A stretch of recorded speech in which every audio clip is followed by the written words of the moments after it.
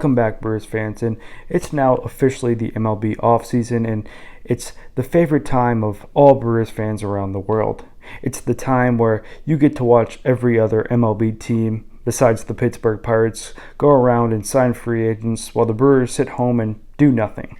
But there are a few occasions where the Brewers have gone out and signed free agents, and today we're going to be looking at the 5 biggest contracts in Brewers history. Let's get it. Coming in at number 5, we got Kyle Lohse. Kyle Lohse was coming off an outstanding 2012 season with St. Louis. He went 16-3 with a 2.86 ERA and a career-high 143 strikeouts and 33 appearances, even ranking top 7 in NL Cy Young voting with the Cardinals in 2012. The former World Series champion would sign with Milwaukee in 2013, signing a 3-year, $33 million deal. And his success on the mound would continue with the Brewers in 2013. He would pitch a solid 3.35 ERA and would pitch an elite June and July, posting an outstanding 2.56 ERA and would go 6-1 in his starts during those months. 2014 would get off to a slow start but would completely flip upside down in June and would pitch great for the rest of the 2014 campaign. In 2015, which was his last contract year, is where things would kind of slow down and come off the rails for Kyle Lohse.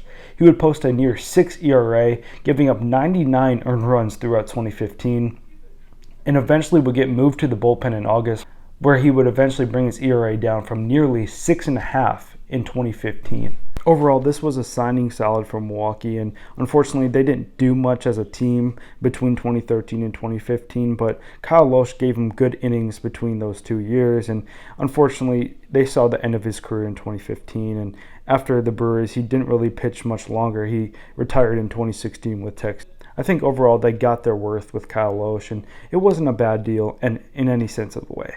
Coming in at number 4, we have Aramis Ramirez, who signed a 3-year, $36 million deal, concluding the 2011 season. Coming off a Silver Slugger award in 2011, Aramis Ramirez was one of the key bats in defensive gloves in the Cubs lineups during the 2000s. Alongside Derek Lee, Alfonso Soriano, Sammy Sosa, and Moises Alou, some Brewers fans might have been skeptical about this deal, considering he was turning 34 in the 2012 season, but age did not appear to be a factor during his time in Milwaukee. 2012 was by far his best season in Milwaukee, and Milwaukee, who was coming off a NLCS appearance in 2011, had high hopes for the 2012 season, and Ramirez was set to be a big addition. The team unfortunately did not make the playoffs in 2012, but Ramirez certainly did not disappoint. He had a league-leading 50 doubles alongside with 27 bombs, slugging .540 and hitting over .300, all while playing outstanding defense at third base. He would finish in the top 10 in NL MVP voting in 2012. In 2013, the Brewers would finish 4th in the NL Central, and Aramis would slow down due to injury. Ramirez's 2013 campaign was constantly interrupted by. During the preseason, he sprained his left knee, sliding into a base, and eventually would re-aggravate the injury just 4 games into the 2013 season. When he returned, he would still put up above average numbers and putting up a great second half in 2013, batting .301, slugging .528 with 7 home runs in 38 games in the second half of the season.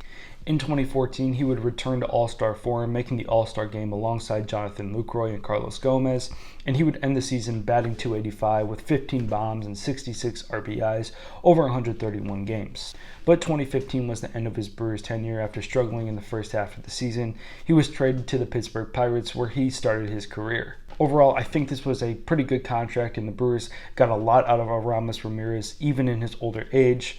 I think this is a solid contract, and if it was on a scale, I'd put it as a B. Our number 3 entry is where things get ugly for Brewers and for Brewers fans. Coming in at number 3 is Jeff Suppan, who signed a 4-year, $42 million deal with the Brewers in 2007. Between 1995 and 2006, Suppan held a career ERA of 1.76 at Miller Park, where he was set to pitch for the Brewers in 2007. Suppan was a known control pitcher, relying on command and his ground ball sinker to get batters out. His fastball topped around 86, and he was not known for blowing away hitters with his speed or anything like that. And that would kind of come into play here in 2007. The experience was just bad from the jump, and he actually pitched a decent April, but by the time the middle of May rolled around, Jeff was flat out terrible. He gave up 10 home runs in May and June and had a near 8 ERA in June. Each year would seemingly get worse for Jeff Suppan, as he would give up a whopping 30 home runs in 2008. My favorite stat from Jeff happens on June 7, 2008, where he was placed on the 15-day disabled list. This was his first disabled list stint since 1996, spending a 12-year stint without going on the IR. So even though he was bad, at least he was reliable.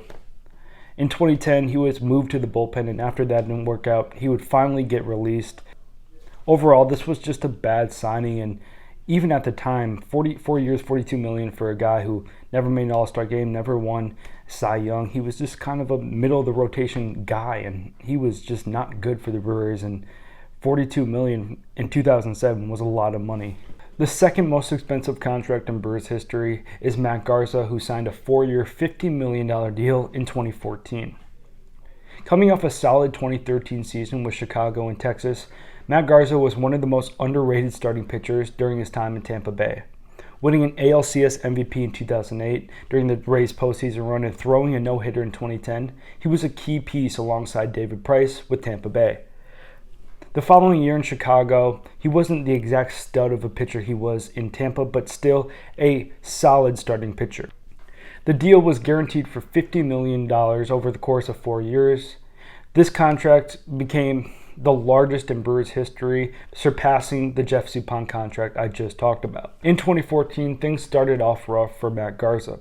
In his debut, he would actually flirt with a no-hit, going 6 innings hitless, and would go 8 innings only giving up a solo shot to Chris Johnson.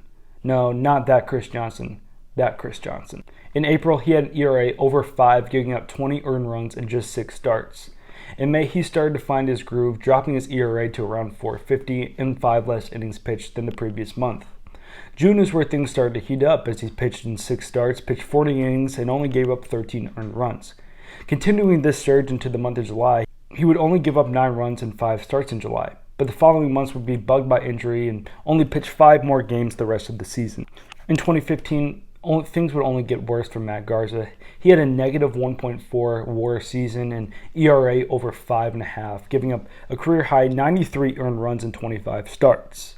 He would actually be shut down towards the end of the season due to poor performance and a lingering shoulder injury. In 2016, he would have another below-average year as he continuously battled injuries. In 2017, he suffered a shoulder injury with a collision with Jesus Aguilar at first base, and he attempted to pitch the rest of the season through it, but he struggled badly down the stretch and lost his spot in the rotation. His injury was eventually diagnosed as a torn labrum in his right shoulder, and it ended his career in Milwaukee. Overall, this was another bad signing by the Brewers, and at the time, you might have thought it was a solid signing. This was a Brewers team who needed starting pitching help, and Matt Garza was actually a really good pitcher throughout his whole career until he got to Milwaukee, and he kind of got old, struggled with injuries, and eventually just fell off. Last but not least, the most expensive contract in Brewers history. It's Lorenzo Cain, who signed a 5-year, $80 million deal in 2018. Out of the 5 years that the Brewers gave to Lorenzo Cain, he really only gave them 2 good years, but those 2 years were some of the best a Brewers center fielder has ever put on. In 2018, he put up a 6.8 WAR season, batting .308 and getting on base almost 400. He swiped 30 bases, made the All-Star team, and finished 7th in MVP voting, was an outstanding leadoff man for a team who was 1 game away from the World Series. He had countless highlight reel plays in the outfield, robbing home runs and making plays crashing to the outfield wall, and was one of my favorite to watch during that time.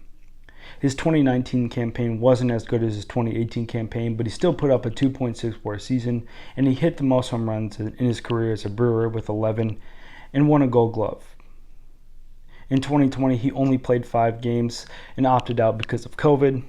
In 2021, he had a solid bounce-back year, playing great defense at the age of 35, but injuries continued to bug him the whole season and really wasn't the same Lorenzo Cain as 2018 and 2019.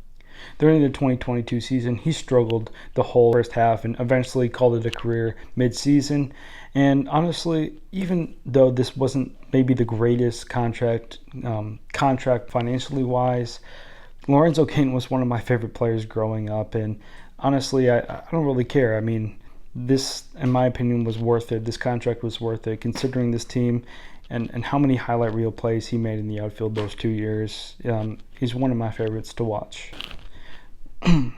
Thank you guys for watching today's video, and again, we're going to keep getting out some off-season content as the season goes by, and hopefully the Brewers make a few moves and give us some things to talk about. But until then, peace out, and thanks for watching today's video.